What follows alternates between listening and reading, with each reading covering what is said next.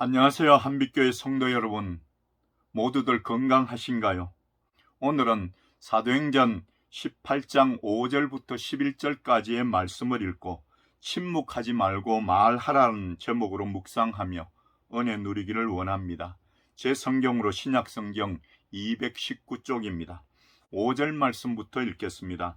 실라와 디모데가 마게도냐로부터 내려오매 바울이 하나님의 말씀에 붙잡혀 유대인들에게 예수는 그리스도라 밝히 증언하니 그들이 대적하여 비방하거늘 바울이 옷을 털면서 이르되 너희 피가 너희 머리로 돌아갈 것이요 나는 깨끗하니라. 이후에는 이방인에게로 가리라 하고 거기서 옮겨 하나님을 경외하는 디도 유스도라 하는 사람의 집에 들어가니 그 집은 회당 옆이라. 또 회당장 그리스도가 온 지방과 더불어 주를 믿으며 수많은 고린도 사람도 듣고 믿어 세례를 받더라. 밤에 주께서 환상 가운데 바울에게 말씀하시되 두려워하지 말며 침묵하지 말고 말하라. 내가 너와 함께 있으며 어떤 사람도 너를 대적하여 해롭게 할 자가 없을 것이니 이는 이 성중에 내 백성이 많음이라 하시더라. 1년 6개월을 머물며 그들 가운데서 하나님의 말씀을 가르치니라. 아멘. 사울은 그리스도인을 핍박하기 위해 산헤드린 공회의 허락을 얻어 다메섹으로 가는 도중에 예수 그리스도를 만나고 회심하고 이방인의 사도로 임명을 받고 바울이 됩니다. 그리고 안디옥 교회의 파송을 받아 전도 여행을 떠납니다. 그러나 전도하는 곳곳에서 유대인들의 박해와 회방에 직면하게 됩니다. 이전 선교지인 아덴에서도 전도하여 소수의 신자를 얻었지만 문화적으로 번창하고 지적 교만함으로 가득한 그들이 배타적인 태도를 보이므로 바울은 아덴을 떠나 고린도에 이르게 됩니다. 고린도는 그리스 본토와 펠로폰네소스 반도를 연결시켜주는 좁다란 지역에 자리 잡은 도시입니다. 이곳은 전략상 중요한 지역인 동시에 항구 도시였기 때문에 BC 8세기에 이미 군사적으로나 경제적으로 큰 번영을 누리는 도시국가가 되었습니다. 그 후 BC 146년에 로마에 의해 완전히 파괴되고 약 100여 년간 폐허로 방치되었다가 로마의 황제 시저에 의해 재건된 고린도는 로마의 식민지가 되었고 BC 27년에는 로마의 행정구역 아가야의 수도가 되었습니다. 당시 이곳은 육상과 해상 교통로의 중심지로 경제적으로 크게 번성하였으나 부의 축적은 온갖 타락 행위들을 낳았는데요. 특히 고린도의 아프로디테 신전에는 약 1000여 명의 여사제들이 있었으며 이들은 종교의식의 하나로 매춘을 자행하여 성적 방종을 부채질하였습니다. 그런데 바울은 고린도에서 귀한 동력자 아굴라와 브리스길라 부부를 만나게 됩니다. 이들은 고린도에 오기 전에 이미 예수 그리스도를 믿은 것 같습니다. 이들은 본도 출생으로서 로마 황제 글라우디오가 모든 유대인들에게 로마를 떠나라는 칙령을 내린 후 이곳에 와서 거주를 하였습니다. 바울은 전도 여행 중에도 생활비를 스스로 충당하기 위하여 천막 만드는 일이나 가죽 제조 일을 하였는데 아굴라 부부와 생업이 같아서 함께 살며 일을 하게 됩니다. 그리고 안식일마다 바울이 회당에서 설교를 하고 유대인과 헬라인들에게 복음을 전하였습니다. 오늘 우리가 읽은 말씀에는 본격적인 고린도 전도 사역이 소개됩니다. 첫 번째로 바울과 동역자들이 함께 복음을 전합니다. 5절에 실라와 디모데가 마게도냐로부터 내려오매 바울이 하나님의 말씀에 붙잡혀 유대인들에게 예수는 그리스도라 밝히 증언하니라고 말씀합니다. 아덴에서 고린도로 옮겨온 바울은 고린도에서 아굴라와 브리스길라 부부와 함께 안식일마다 유대인의 회당에서 설교하고 유대인과 헬라인들을 권면하고 있었는데, 데살로니가 교회의 형편을 알아보러 갔던 디모데와 헌금 모금을 위해 빌립보로 갔던 실라가 바울에게로 돌아왔습니다. 그리고 실라가 가져온 헌금으로 인하여 바울은 당분간 복음 전파에 더욱 힘을 쏟을 수 있게 되었습니다. 성도 여러분, 전도는 혼자 할 수도 있지만 동력자들과 함께 할 때 더욱 효과적입니다. 바울은 각자의 임무를 수행하고 돌아온 디모데와 실라와 함께 고린도 전도 사역에 매진함으로써 귀한 열매를 맺게 됩니다. 그리고 실라가 가져온 빌립보 교회의 헌금으로 생활비를 벌기 위해 장막 만드는 일을 하지 않아도 되었기 때문에 전도에만 전념할 수 있었습니다. 여기에 선교 헌금의 가치가 있습니다. 우리 한빛교회도 선교 헌금의 은혜를 누리고 있습니다. 국군 중앙교회와 서울 사랑의 교회가 일부를 감당하고 있습니다. 그리고 저희 부부와 제 사역을 이해하고 기도하며 협력하는 성도들이 그 일익을 감당하고 있습니다. 우리는 그 일을 기억하고 감사하며 그들을 위해 기도해야 합니다.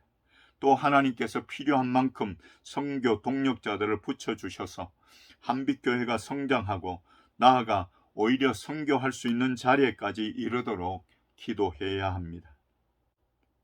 또 바울은 하나님의 말씀에 붙잡혀 복음을 전했습니다.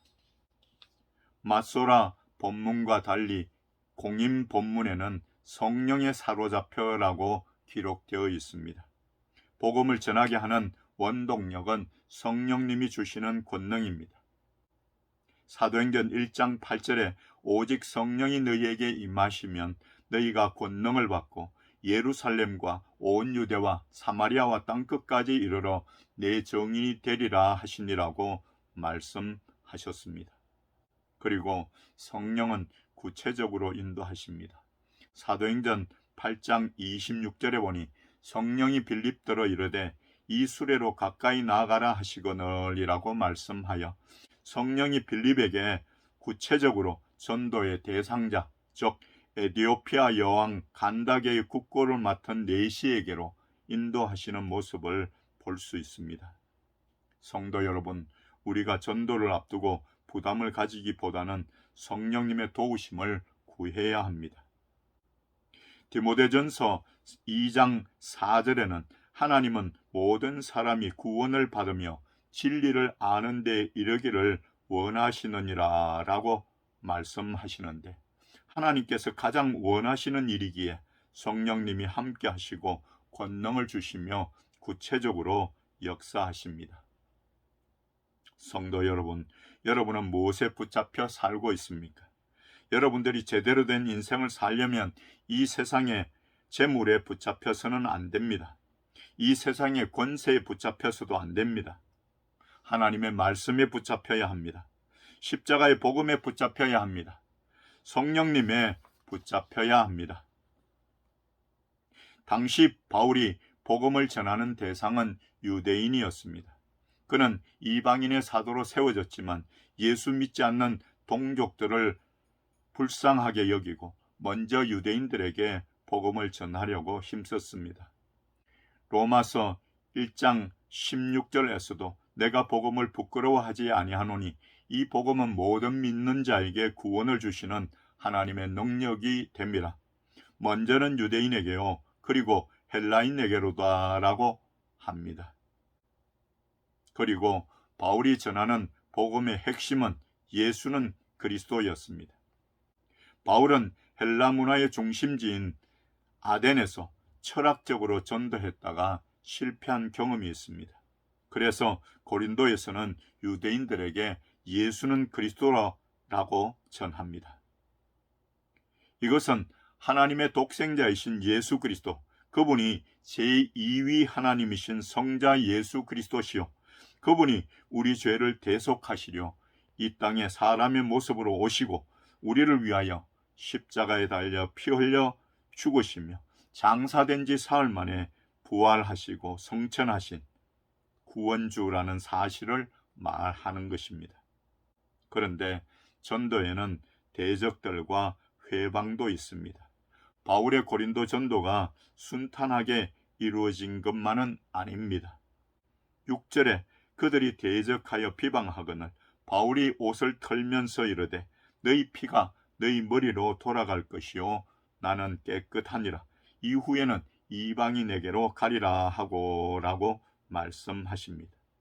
여기서 대적하여에 해당하는 헬라어 안티타소메노는 맞은편에 전투 대형으로 배치한다는 뜻으로 계획적인 적대 행위를 의미합니다.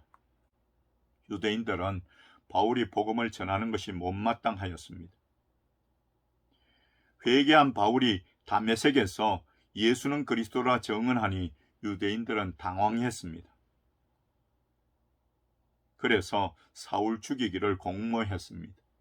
비시디아 안디옥에서 전도할 때는 시기가 가득하여 반박하고 비방했습니다. 이고니온에서는 이방인들을 선동하여 전도자들에게 악감을 품게 했습니다. 그리고 이방인과 유대인과 그 관리들이 바울과 바나바 두 사도를 모욕하며 돌로 치려고 달려들었습니다. 이런 경우에 누가복음 9장 5절에서는 누구든지 너희를 영접하지 아니하거든 그 성에서 떠날 때에 너희 발에서 먼지를 떨어버려 그들에게 증거를 삼으나 하시니라고 말씀하시는데요. 바울은 옷을 털면서 너희 피가 너희 머리로 돌아갈 것이요 나는 깨끗하니라 라고 말하고 이방인 전도로 전환하겠다고 합니다. 사랑하는 한빛교회 성도 여러분, 우리도 동력자들과 함께 효과적으로 전도합시다. 성령과 말씀에 사로잡혀 전도합시다. 기회가 되면 오로지 전도만 해봅시다. 예수는 그리스도라 전도합시다. 대적과 회방도 있을 것입니다. 그러나 하나님께서 가장 기뻐하시는 귀한 생명의 열매를 맺으며 귀한 상급을 누리게 될 것입니다. 두 번째, 주께서 바울을 격려하십니다. 9절에 밤에 주께서 환상 가운데 바울에게 말씀하시되 두려워하지 말며 침묵하지 말고 말하라고 말씀하십니다. 고린도전서 2장 3절 말씀에 보니 내가 너희 가운데 거할 때에 약하고 두려워하고 심히 떨었노라고 하는데요. 이런 바울의 마음을 아시는 주께서 환상 가운데 말씀하십니다. 두려워하지 말고 계속하여 전도하라고. 회당장 그리스도와 같은 유대인 중에 유력 인사가 예수 믿는 것을 보며 유대인들의 핍박이 노골화되자 바울은 아덴을 떠나 온 것처럼 고린도를 떠나고 싶었을 것입니다. 그러나 환상을 통한 예수 그리스도의 말씀이 그로 하여금 새로운 용기를 얻게 하였습니다. 이로 인해 1년 6개월이라는 오랜 기간 동안 우상 숭배와 향락으로 가득한 고린도에서 복음 사역에 전념할 수 있었습니다. 또 주님은 10절 상반절에서 약속하셨습니다. 내가 너와 함께 있음에 어떤 사람도 너를 대적하여 해롭게 할 자가 없을 것이니라고. 그리고 바울이 더 이상 거역할 수 없는 말씀이 10절 하반절에 주어지는데요. 이는 이 성중에 내 백성이 많음이라 하시더라고 합니다. 여기서 내 백성은 유대인과 이방인을 막론하고 예수 그리스도를 구주로 믿고 구원을 얻게 될 하나님의 택한 백성들을 의미하는데요. 고린도 성내에 바울의 복음을 듣고 회심할 백성이 많이 남아 있다는 말씀입니다. 사랑하는 한빛교회 성도 여러분, 우리는 복음을 전하면서 함께 하시는 주님의 크신 은혜를 누릴 수 있습니다. 그리고 아직 복음을 듣지 못한 하나님의 택한 백성이 많이 있다는 주님의 말씀을 기억하고 최선을 다하여 전도하여야 할 것입니다. 마지막 세 번째로 전도에는 귀한 열매가 있습니다. 7절에 보니 거기서 옮겨 하나님을 경외하는 디도 유스도라 하는 사람의 집에 들어가니 그 집은 회당 옆이라고 합니다. 유대인들의 대적과 회방으로 회당에서의 전도가 어려워져서 다른 장소를 찾았는데 하나님을 공경하는 디도 유스도라 하는 사람의 집에 들어가는데요. 그 집은 회당 옆이었습니다. 디도는 로마식 이름입니다. 한쪽이 막히니 하나님께서 다른 쪽을 열어주십니다. 무엇보다 귀한 열매가 나타나는데요. 또 회당장 그리스도가 온 지방과 더불어 주를 믿으며 수많은 고린도 사람도 듣고 믿어 세례를 받더라고 8절에 말씀합니다. 당시에는 여러 명의 회당장이 있었는데 그리스도는 이러한 지도자들 중에 한 사람이었으며 그의 회심은 다른 사람들에게도 큰 영향을 미쳐 그들을 그리스도께로 인도하는데 기폭제가 되었을 것입니다. 그리고 수많은 고린도 사람도 복음을 듣고 예수를 구주로 믿고 세례를 받는 결실이 있었습니다. 그래서 11절에 1년 6개월을 머물며 그들 가운데서 하나님의 말씀을 가르치니라고 말씀합니다. 바울은 오랜 시간 고린도에 머물며 예수 그리스도의 복음을 전하였습니다. 사랑하는 한빛교회 성도 여러분, 지금은 복음을 전해야 할 때입니다. 두려워하지 말아야 합니다. 주님이 함께 하시며 지켜주실 것이기에 침묵하지 말고 복음을 전해야 합니다. 그리고 전도에는 귀한 열매가 있습니다. 동력자들과 함께 전도하며 귀한 열매를 맺는 여러분들 되시기를 간절히 바랍니다. 기도하겠습니다. 사랑이 많으신 하나님 아버지, 오늘도 귀한 말씀을 통해서 우리에게 전도의 동기를 부여하심을 감사드립니다. 귀한 성도들과 저들의 가정과 가족들에게 담대한 믿음을 주시고 침묵하지 말고 복음을 전하는 귀한 성도들 되게 은혜를 베풀어 주시옵소서. 우리들 중에 연약한 성도들이 있습니다. 전능하신 손길로 만지시사 깨끗하게 고쳐 주시옵소서. 이 시간 귀한 예물을 하나님 앞에 정성껏 올려드립니다. 하나님 앞에 나올 때마다 예물 준비하여 드리는 손길들 기억하시고 그 삶에 함께 하시며 크시는 종을 베풀어 주시옵소서. 예수 그리스도의 이름으로 간절히 축복하며 기도드립니다. 아멘. 이제는 우리 구주 예수 그리스도의 크신 은혜와 하나님 아버지의 만극하신 사랑하심과 성령님의 충만 역사 위로 교통하심이 오늘도 하나님 앞에 나와 예배드리는 귀한 성도들과 저들의 가정과 가족들과 838대대 장병들과 이 나라 이 민족 위에 지금부터 영원토록 함께 있을지어다. 아멘.